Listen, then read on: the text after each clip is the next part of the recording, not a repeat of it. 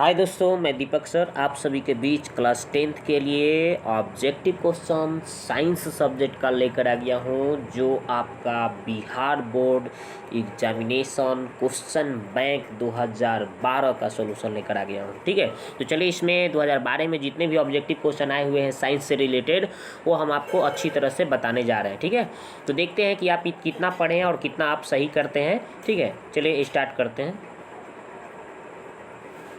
तो ये कौन सा है भाई पेपर?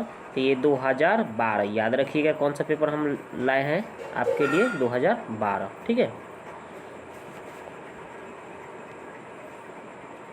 तो चलते हैं, शुरू करते हैं। क्वेश्चन नंबर 1 से देखते हैं। 2022 के एग्जाम के लिए बहुत ही महत्वपूर्ण होगा, इम्पोर्टेंट होगा आपके लिए। ठीक है, तो यहाँ पे देखिए क्वेश्चन नंबर, यहाँ पे कौन सा दिख रहा है आपका? क्वेश्चन नंबर 1 देखिएगा। ठीक है, तो क्वेश्चन नंबर 1 में क्या देखा गया है? तो देखिए कहा जा रहा है कि पाइरूवेट के विखंडन से कार्बन डाइऑक्साइड जल तथा ऊर्जा देता है और यह क्रिया होती है। तो पाइरूवेट के विखंडन से कार्बन डाइऑक्साइड जल तथा ऊर्जा ये उत्पन्न होता है, देता है। यह क्रिया कौन सा होता है भाई? तो ये माइटोकॉन्ड्रिया में होता है। कौन सा? माइटोकॉन्ड्रिया में। ओके, तो नेक्स्ट चलते हैं, अब क्वेश्चन नंबर 2 का सॉल्यूशन देखते हैं।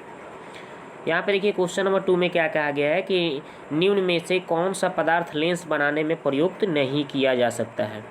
तो लेंस बनाने में कौन सा पदार्थ प्रयुक्त नहीं किया जा सकता है दोस्तों? तो इसके लिए आपका ये बहुत ही आसान क्वेश्चन है। देखिए कि लेंस बनाने में कौन सा प्रयुक्त नहीं किया जा सकता है। ठीक है, तो चलिए यहाँ पे देखते हैं, एकदम बहुत ही आसान क्वेश्चन है। तो लेंस बनाने में आपका मिट्टी का प्रयोग दोस्तों नहीं किया जा सकता है। कौन सा प्रयोग नहीं किया जा सकता है? तो मिट्टी का प्रयोग लेंस बनाने में नहीं किया जाता है। ठीक है ना, तो ये याद रखिएगा।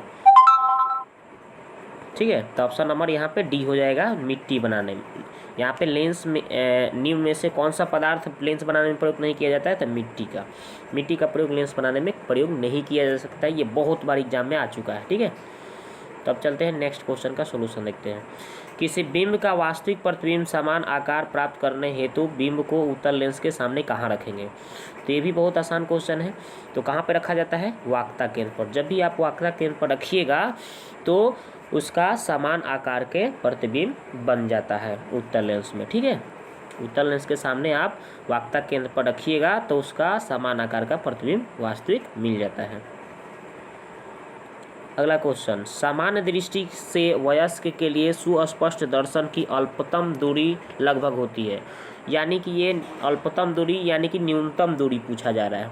तो सामान्य दृष्टि के लिए न्यूनतम दूरी कितना होता है भाई? तो 25 सेमी आप पढ़े होंगे, 3 चैप्टर में दिया गया है मानव नेत्र में। ठीक है, अगला क्वेश्चन देखते हैं। लोहे का परमाणु संख्या पूछा गया है, ये भी बहुत आसान है। लोहा के परमाणु संख्या कितना होता है? 26 होता है। ठीक है ना, 26। तो अगला क्वेश्चन देखते हैं। कोई बिलियन लाल लिटमस को नीला कर देता है। तो यहाँ पे लाल लिटमस को नीला कर देता है तो पीएच मान क्या होगा? लाल क्या करेगा भाई? तो लाल चेंज करेगा आपका नीला में। ठीक है, तो लाल नीला में जब भी कन्वर्ट करने की बात करेगा तो लाल नीला में कन्वर्ट करता है तो वो क्षारीय बन जाता है। क्या बनता है? क्षारीय। तो क्षारीय विलयन का पीएच मान कितना होता है भाई? तो 7 से अधिक होता है। तो 7 से अधिक कौन है? 10 है। तो यही इसका आंसर हो जाएगा। ठीक है, और नीला से लाल कहेगा तो इसका उल्टा 7 से कम देखिएगा। ठीक है, नीला से अगर लाल कहेगा तो अम्लीय हो जाएगा और लाल से नीला कहेगा तो क्षारीय होगा। तो नीला से लाल कहेगा तो 7 से कम देखना है। ठीक है ना, अम्लीय देखना है। और अगर लाल से नीला कहेगा तो क्षारीय देखना है, यानी 7 से अधिक देखना है पीएच मान। तो 7 से अधिक क्या है? 10 है। तो यही इसका आंसर हो जाएगा। अगला क्वेश्चन, आवर्त सारणी में वर्गों की संख्या होती है। तो पिछले वीडियो में हम बताए थे कि आवर्त सारणी में वर्गों की संख्या पूछा जाएगा तो 18 मारेंगे, आवर्तों की संख्या पूछेगा तो 7 मारेंगे। ठीक है, तो वर्गों की संख्या 18, आवर्तों की संख्या 7। तो यहाँ पे वर्गों की पूछा गया है तो 18 इसका आंसर। यहाँ पे देखिए ये कह रहा है कि ये अभिक्रियाशील मूलक होते हैं। तो ये कौन सा क्रियाशील मूलक कहलाते हैं भाई? तो एल्डिहाइड का है। एल्डिहाइड का ये क्रियाशील मूलक होता है। अगर इस तरह से पूछा जाता है तो एल्कोहल का इसको हम बताएंगे और इसको हम एल्डिहाइड का बोलते हैं। यहाँ पे देखिए निम्नलिखित में कौन सा पद विद्युत परिपथ में विद्युत शक्ति को निरूपित नहीं करता है। तो देखिए विद्युत शक्ति को निरूपित कौन सा पद नहीं करता है ये हमें बताना है, ठीक है। तो एक फार्मूला होता है, देखिए P बराबर, यहाँ पे इसका कौन कौन सा सूत्र होता है, एक ये भी हो जाता है P बराबर I स्क्वायर R, एक P बराबर हो जाता है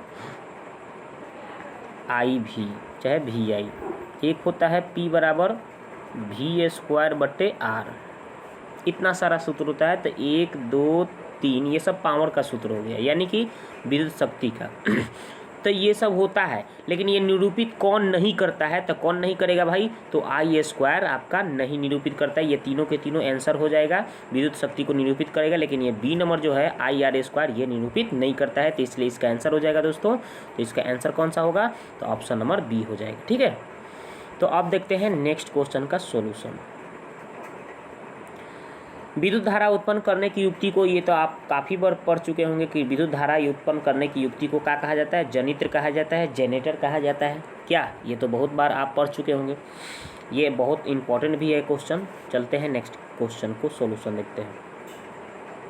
लघुपथन के समय परिपथ में धारा का मान क्या हो जाता है, तो बहुत अधिक बढ़ जाता है। लघुपथन जहाँ हुआ, जहाँ पे शॉर्ट किया वहाँ पे धारा का मान बहुत अधिक बढ़ जाता है, याद रखिएगा, ठीक है ना। तो ऑप्शन नंबर इसका सी आंसर। अगला क्वेश्चन, निम्नलिखित में से कौन सा जय मात्रा ऊर्जा स्रोत का उदाहरण नहीं है। ऊर्जा स्रोत का उदाहरण जय मात्रा के, जय मतलब जीवन जिसमें हो, तो लकड़ी जो होता है एक जीव से यानी कि लकड़ी से जीव होता है ना, तो वो तो हो जाएगा आपका। ये गोबर गैस जीव से ही बनता है, तो ये भी आपका मवेशी से उत्पन्न होता है यानी जीव से, तो ये भी आपका हो जाएगा। और ये कोयला भी जो है लकड़ी यानी कि कोई जीव ही होता है उससे ही बनता है। तो यहाँ पे नाभिकीय ऊर्जा जो हो जाएगा दोस्तों, ये जय स्रोत का उदाहरण नहीं है। जय मात्रा के ऊर्जा स्रोत कौन नहीं है भाई, तो नाभिकीय ऊर्जा। अगला सवाल देखते हैं। कोई तत्व ऑक्सीजन के साथ अभिक्रिया कर उच्च गलनांक वाला यौगिक निर्मित करती है, यह यौगिक जल में विलय है, यह तत्व हो सकता है।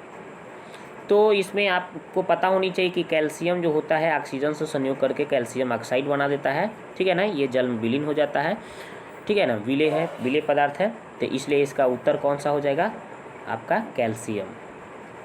अगला सवाल देखते हैं।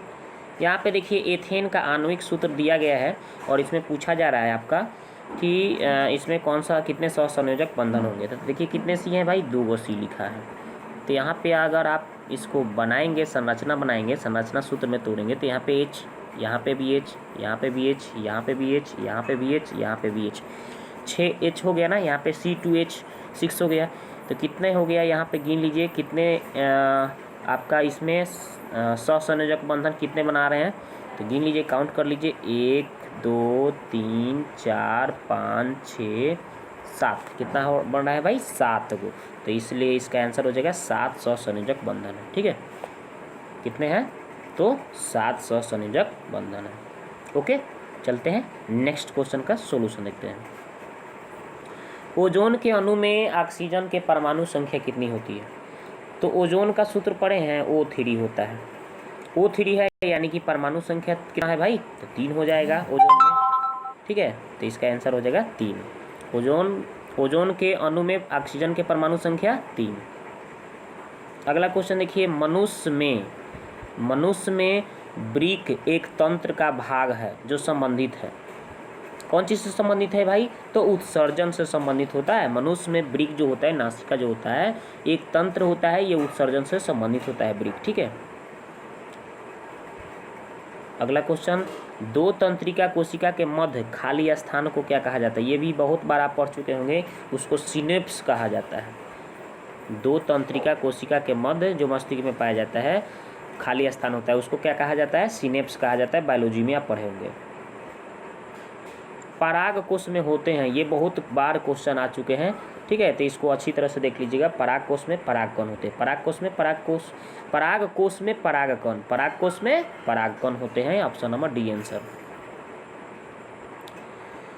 विकासीय दृष्टिकोण से हमारी किससे अधिक समानता है। तो विकासीय दृष्टिकोण से देखा जाए तो हमें सबसे पहले हम लोग क्या चिंपैंजी यानी कि बंदर की जाति की तरह होते थे, ठीक है ना, उससे ज़्यादा हम लोगों को समानता मिलती थी, तो इसलिए इसका आंसर हो जाएगा ऑप्शन नंबर बी चिंपैंजी हो जाएगा। ठीक है, तो ये तो ऑप्शन होगा ही नहीं, ये यहाँ पे दे देता है एग्जाम में। यहाँ पे सबसे आंसर हो जाएगा इसका क्या होगा, चिंपैंजी, चूँकि हम लोग पहले बंदर जाति के जैसे रहते थे लोग, उसी जैसा रहते थे लोग पहले के वैसा ही होते थे लोग, लेकिन अब मानव में जो हम लोग में डेवलपमेंट पाया गया है, ठीक है ना, तो विकास हुआ है, तो वो पहले कैसा होता था, चिंपैंजी से हम लोग क्या करते हैं, थोड़ा समानता मिलता है ना हम लोगों का, तो इसलिए इसका आंसर हो जाएगा चिंपैंजी। मुकुलन द्वारा अलैंगिक जनन होता है, मुकुलन द्वारा अलैंगिक जनन होता है आपका किस में होता है भाई, तो ईस्ट में होता है। क्या होता है, ईस्ट में, याद रखिएगा, मुकुलन द्वारा अलैंगिक जनन ईस्ट में होता है। ठीक है, हाइड्रा और ईस्ट दोनों होता है, लेकिन इसमें ईस्ट ऑप्शन दिया है, तो इसलिए इसका आंसर हो जाएगा ईस्ट में। तो दोस्तों ये क्वेश्चन हमने 2012 में जितने भी साइंस में ऑब्जेक्टिव क्वेश्चन आए हुए थे उसका सॉल्यूशन आपको बताया। वीडियो अच्छा लगा होगा तो अपने दोस्तों में शेयर करिए, पहली बार चैनल पर आए हैं तो सब्सक्राइब कर लीजिएगा, लाइक करना नहीं भूलिएगा। तो नेक्स्ट वीडियो में हम मिलते हैं नेक्स्ट क्वेश्चन बैंक का सॉल्यूशन लेकर। ठीक है, वीडियो को देखने के लिए आपको बहुत बहुत धन्यवाद।